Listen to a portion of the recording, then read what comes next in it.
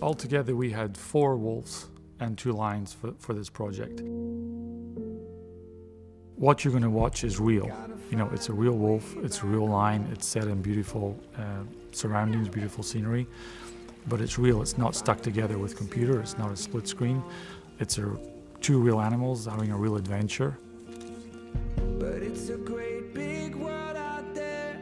So in this case, we just let them grow up naturally together, and then because they were filming together from a very small age, we could see them, how they interacted with the crew, how they interacted with each other, and ultimately Paddington and Walter became the 2 stars.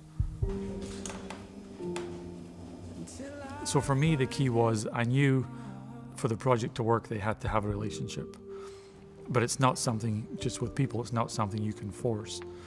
It was pretty much, as soon as they were able to safely interact with each other, you're going together, you'll live together, and you'll just work it out, and you'll succeed or you'll fail, but this is the best way to go forward. So my house was next to their house, so I was with them 24/7 pretty much for 18 months. When I first met Molly, she had never really done, she had a couple of house cats for sale, but she'd never done a movie with animals. She was there, she'd come on weekends, she'd come after shooting, she'd spend a lot of time with them. And especially with the wolf, because she had more interaction with the wolf than she did with the lion, she did create a genuine bond again with the wolf.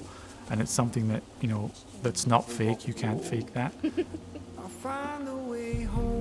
And you can see it on screen, and there's a lot of moments, one in particular when she's swimming across the lake, that you'll see interaction between her and the wolf. And it's a genuine connection, and it's something, you know, that I think the audiences are going to appreciate. And they are really 2 separate entities, because the wolf is much faster in his development. He's relatively smarter than the lion is. And as they grow up, he's faster. He's looking for trouble all the time. He's digging holes, he's ripping things apart, he's chewing up his toys. So he's very much more interactive with us and interacted with each other, but he never worked with wolves. And wolves, as I said earlier, a lion is sort of more laid back and slow moving and sort of lethargic that way, but they're very more laid back, and they just happy to be there and like watch the world go by. So it was trying to take my experience with a wolf, his experience with a lion, and just looking at the script and like every sequence of the wolf and the lion, we would look at it and go, he would say, I want to achieve this, and I'd say, okay, well, we can achieve that, but on this scene we have to adjust slightly.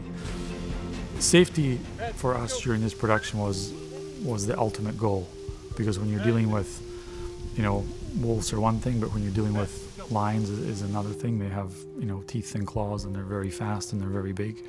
So safety going into this was one of the main priorities for me. So it wasn't so much when they were little, it was more like looking after the animals when they were little, because they were very small. But as they grew, the way we did with the crew was constantly, every day we had a safety meeting to discuss what we're going to do and how we're going to do it. The animals always had access to the filming location before we shot, so they could get, you know, familiar with their environment. They knew where their boundaries were.